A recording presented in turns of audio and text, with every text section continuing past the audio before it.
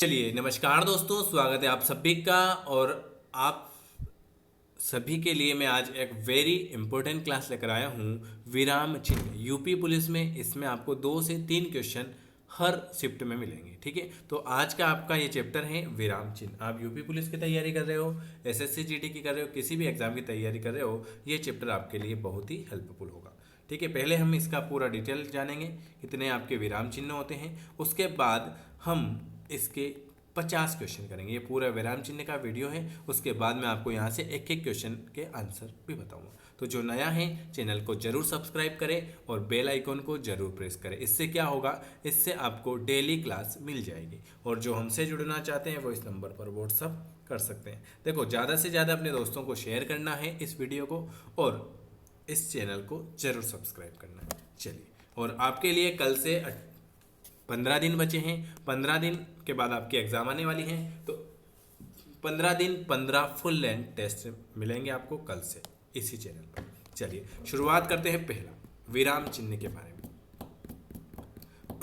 चलिए ये देख ले, विराम चिन्ह किसे कहते हैं। तो भाषा को लिखते समय वाक्य में अलग अलग स्थानों पर रुकने की प्रक्रिया को स्पष्ट करने के लिए जिन चिन्हों का प्रयोग किया जाता है उन्हें विराम चिन्ह कहते हैं। चलिए, जैसे ठहराव, कहीं रुकना, कहीं विश्राम। तो कामता प्रसाद गुरु ने कितने विराम चिन्ह बताए हैं। कामता प्रसाद गुरु ने 20 विराम चिन्ह बताए हैं, 20। कौन कौन से हैं उनके नाम हम यहाँ पर देख लें। जो सबसे ज़्यादा आईएमपी वो भी बता देता हूँ। हिंदी में जो सबसे ज़्यादा प्रचलित है वो है आपका एक तो पूर्ण विराम, ये है पूर्ण विराम या विराम, ये पूर्ण विराम है। अर्ध विराम आपसे पूछे कि अर्ध विराम किसे कहते हैं, तो ये एक डेश और ये इसको अर्ध विराम कहते हैं। अल्प विराम किसे कहते हैं, तो ये आपका अल्प विराम। प्रश्नवाचक, ये आपका प्रश्नवाचक। इसकी पीडीएफ भी आपको व्हाट्सएप पर मिल जाएगी। विस्मयादि चिन्ह, ये आपका विस्मयादि चिन्ह। उद्धरण चिन्ह, ये आपका उद्धरण चिन्ह। ये देखो ऐसे ऐसे। ये पूरा चैप्टर और क्वेश्चन खत्म होने के बाद इसकी पीडीएफ आपको व्हाट्सएप पर मिल जाएगी। उद्धरण चिन्ह, ये उद्धरण चिन्ह। योजक, ये योजक चिन्ह, ये योजक चिन्ह। निर्देशन, ये डैश वाला। कोष्टक, ये आपका कोष्टक, इसको कोष्टक बोलते हैं। हंसपद या त्रुटिपद, ये आपका हंसपद। रेखांकन, ये आपका रेखांकन, ये नीचे लगता है। लाघव चिन्ह, ये आपका लाघव चिन्ह, ये वाला लाघव चिन्ह। लोप चिन्ह, ये आपका लोप चिन्ह। 13 बताएं, 7 और अभी बता देता। आपको क्या करना है, इस चैनल को सब्सक्राइब करना है, और इस चैनल को सब्सक्राइब करने के बाद इस नंबर पर व्हाट्सअप करना है इस चैनल का स्क्रीनशॉट। तो आपको इसकी पूरी हिंदी की पीडीएफ मिल जाएगी। इससे क्या रहेगा, इससे हमको पता चलेगा कि आपने वीडियो देखा है और आपको वीडियो कैसा लगा। ठीक है, और कमेंट जरूर करें। चलिए, इस नंबर पर आप व्हाट्सएप पर इस चैनल का स्क्रीनशॉट भेज देना, तो आपको पीडीएफ मिल जाएगी। चलिए, पहला यहाँ पर मैंने आपको बता दिया है पूर्ण विराम। अब हम शुरुआत करते हैं अर्ध विराम किसे कहते हैं। जहां अपूर्ण विराम की अपेक्षा कम देर और अल्प विराम की अपेक्षा अधिक देर तक रुकना हो, वहां अर्ध विराम का प्रयोग किया जाता है। जैसे फल में आने को सर्वश्रेष्ठ फल माना गया है। फलों में आम को सर्वश्रेष्ठ फल माना गया है, यह आपका अर्ध विराम है।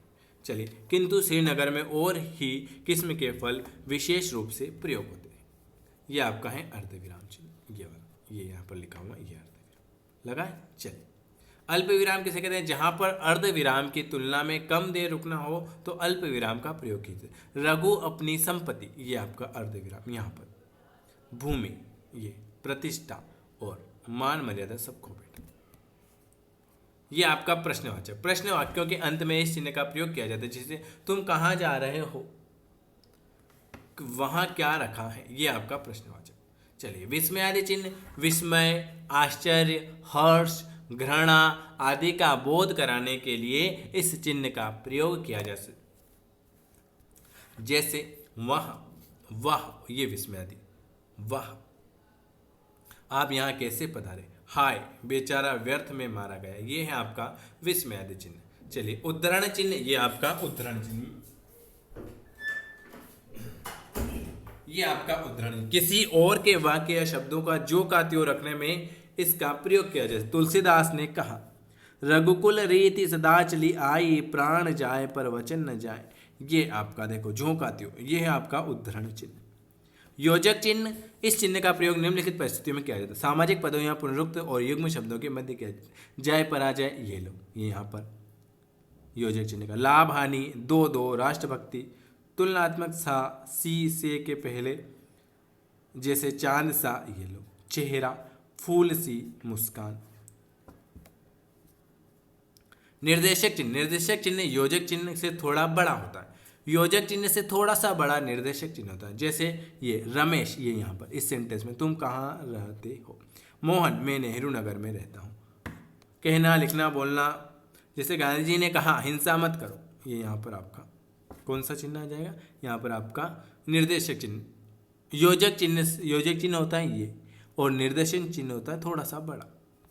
चलिए, कोष्टक चिन्ह, आप कोष्टक के भीतर मुख्य उस सामग्री को रखते हैं जो मुख्य वाक्य का अंग होते हुए भी पृथक की जैसे किसी कठिन शब्द को स्पष्ट करने के लिए आपकी सामर्थ्य का शक्ति को मैं जानता हूँ, ये यहाँ पर कोष्टक चिन्ह का प्रयोग करते हैं। हंसपद त्रुटिबोध, आपको तो खाली ये देखना, हंसपद त्रुटिबोध किसे कहते हैं, इसको कहते हैं। सेंटेंस तो बहुत कम आते हैं। जब किसी वाक्य में अथवा वाक्यांश में कोई शब्द अथवा अक्षर लिखने में छूट जाता है तो छूटे हुए वाक्य के नीचे हंसपद चिन्ह का प्रयोग किया जाता है। जैसे उदाहरण देख लेते हैं, स्वतंत्रता हमारा जन्म सिद्ध, ये यहाँ पर हंसपद चिन्ह का प्रयोग हुआ। रेखांकन चिन्ह, वाक्य में महत्वपूर्ण शब्द पद वाक्य रेखांकित कर दिया, जैसे ये रेखांकन चिन्ह, ये गोदान यहाँ पर जो नीचे लगता है ना, इसको आपको रेखांकन चिन्ह कहते हैं। लाघव चिन्ह संक्षिप्त रूप से लिखने के लिए लाघव चिन्ह का प्रयोग किया जाता है। ये कृपओ, कृपया, पृष्ठ, उल्टी, ये लाघव चिन्ह है।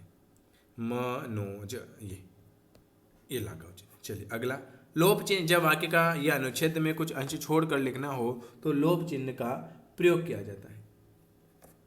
गांधी जी ने कहा था परीक्षा की घड़ी आ गई है, रिक्त, ये लोप चिन्ह, हम करेंगे या मरेंगे, जब वाक्य या अनुच्छेद में कुछ अंश छोड़कर लिखना हो तो। विराम, उप विराम, अपूर्ण विराम, ये 14 नंबर का। 13 तो मैंने बता दिया, ये अपूर्ण विराम, ये अपूर्ण विराम। आगे लिखी जा रही बात की ओर ध्यान आकृष्ट करने में, किसी व्यक्ति, वस्तु आदि का परिचय देने में, पुस्तक, लेख के शीर्षक में, जन्म एवं मृत्यु तिथि में साक्षात्कार करने में। चलिए, ये पुनरुक्ति चिन्ह, ये पुनरुक्ति चिन्ह 16 नंबर का देख लेते हैं। विवरण चिन्ह, ये आपका विवरण चिन्ह, ये यहाँ पर ये विवरण चिन्ह। और देख लेते हैं योग चिन्ह, ये योग चिन्ह। तुल्यत सूचक चिन्ह, ये तुल्यत सूचक चिन्ह। तिर्यक रेखा, ये तिर्यक रेखा। और एक और है 20वें नंबर का, ये समाप्ति सूचक, ये समाप्ति सूचक। ठीक है, ये कामता प्रसाद ने 20 चिन्ह बताए हैं। अब हम इसके आगे करेंगे कल इसका वीडियो। तो आपको अगर वीडियो पसंद आता है तो लाइक करना है, शेयर करना है, चैनल को सब्सक्राइब करना है। और कल हम करेंगे इसके 50 क्वेश्चन, तो आपको बताना है कि आपको वीडियो कैसा लगा। तो ये सब एक बार आप पढ़ लेना। एक बार और बता देता हूँ 20 चिन्ह के बारे में। 20 में से आपको याद रखना है 13, उसके बाद हम करेंगे इसके क्वेश्चन। पूर्ण विराम है ये, इसको पूर्ण विराम कहते हैं। इसको हम कहते हैं अर्ध विराम, इसको कहते हैं अल्प विराम, इसको कहते हैं प्रश्नवाचक, इसको कहते हैं विस्मयादि, इसको कहते हैं उद्धरण, इसको कहते हैं योजक। ये आपका निर्देशन डेश, कोष्टक ये वाला, हंसपद त्रुटिबोध ये वाला, रेखांकन ये वाला, लाघव ये वाला, लोप चिन्ह ये वाला। 13 के बाद और बता, 14, 15, 16, 17, 18, 19, 20 और देख लो। ये 20 हो, एक बार और देख लो क्योंकि बहुत IMP। ये 14 नंबर का अपूर्ण विराम, उप विराम। 15 नंबर का ये पुनरुक्ति। 16 नंबर का विवरण। 17 नंबर का योग। 18 नंबर का तुल्यात्मक सूचक, ये तुल्यात्मक सूचक। 19 नंबर का तिर्यक रेखा। और 20 नंबर का ये समुद्री।